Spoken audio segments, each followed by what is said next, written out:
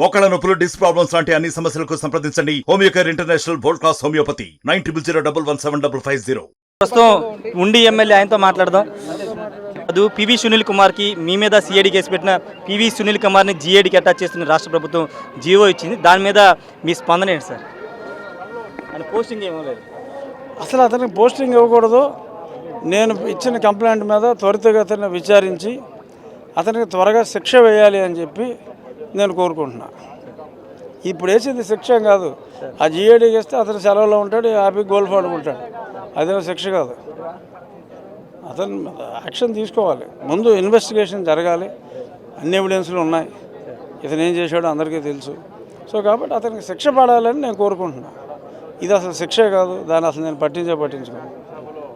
Enjoy చేస్తాడు. ఇప్పుడు GID అంటే పని ఉండదు, హ్యాపీగా అతను ఆడుకుంటాడు. టైం దొరికినప్పుడు గోల్ఫ్ ఆడుకుంటాడు, అదే ఆడుకుంటాడు. దేశ అత్యున్నత చట్టసభల్లోకి 2019 వెళ్ళారు. ఈరోజు రాష్ట్ర అత్యున్నత సభ అసెంబ్లీలో అడుగుపెట్టారు. ఏమనిపిస్తుంది సార్ మొదటిసారి? హ్యాపీగానే ఉన్నాం. పెద్ద హృదయం ఉప్పొంగిపోతుంది. ఇలాంటి పెద్ద పెద్ద డైలాగులు తెచ్చిపెట్టుకున్న డైలాగులు నేను చెప్పలేను. ఓకే. అంటే చంద్రబాబు గారు ఆ రోజు కన్నీళ్లు పెట్టుకున్న వీడియోలు మనం చూసాము. శపథం చేసి బయటకు వెళ్ళారు. ఈరోజు ఆయన అసెంబ్లీ పెట్టేటప్పుడు కొంత భావోద్వేగానికి గురయ్యారు. ఎలా చూస్తారు? డెఫినెట్గా గురవుతారు కదా. ఏ సభలో అవమానించబడ్డారో మరి అద్భుతమైన మెజారిటీతో ఆయన తిరిగి ఆ సభలో అడుగుపెట్టినప్పుడు డెఫినెట్గా ఆయనకు ఆనందంగా ఉంటుంది. సో మా నాయకుడు ఆనందంగా ఉంటే మాకు ఆనందంగానే ఉంటుంది. జగన్ వ్యవహార శైలి అంటే ఆయన కొంత ప్రమాణ స్వీకారం చేసేటప్పుడు పేరు చెప్పడం తడబడ్డారు, కొంత ముఖాభావంగా ఉన్నారు. ఏంటి సార్ దాని మీద మీరు? హ్యాపీగా ఎలా మాట్లాడతారండి? మనమైనా అర్థం చేసుకోవాలి కదా. అప్పుడు ప్రమాణ స్వీకారంలో వాయాస్ అని మొదలెట్టాడు ఆయన.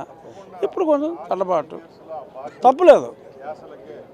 ఏదో ఇనీషియల్గా తడబాటు పడినా సబ్సిక్వెంట్గా చక్కగా మాట్లాడాడు. మీరు తడబాటే చూస్తారు, నేను తర్వాత చక్కగా మాట్లాడాడని చూస్తాను.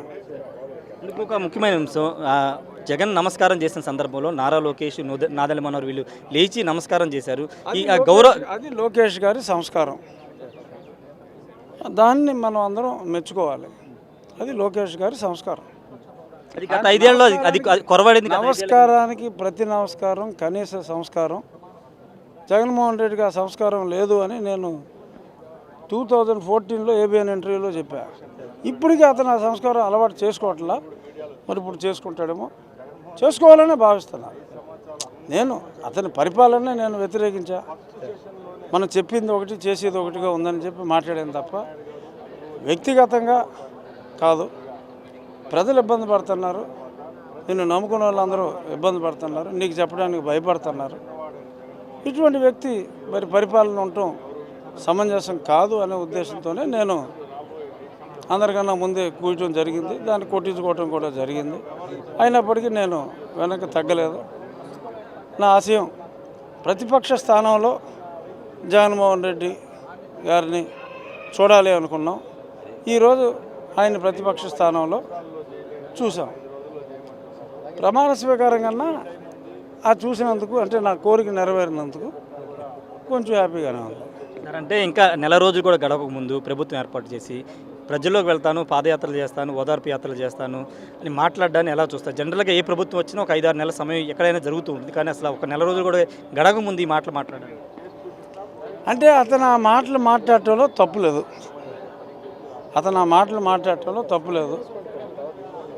గ్యాప్ ఇవ్వకుండా మళ్ళీ అతను ప్రజల్లో ఉండటానికి, నాయకుడు అన్నవాడు కంటిన్యూస్గా ప్రజల్లో ఉండకపోతే ఫేడ్ అవుట్ అవుతాడు.